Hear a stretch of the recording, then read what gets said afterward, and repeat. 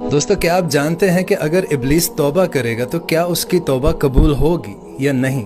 तो रिवायत में आता है कि इब्लीस हज़रत मूसा अलैहिस्सलाम के पास आकर कहने लगा कि हुजूर, मैं बहुत बड़ा गुनहगार हूँ। मैं चाहता हूँ कि अल्लाह के हुजूर तौबा कर लूँ। अल्लाह ताला ने आपको कलीमुल्लाह बनाया है। मैं चाहता हूँ कि आप अल्लाह की बारगाह में मेरे लिए सिफारिश करें ताकि वो मेरी तौबा कबूल फरमा ले।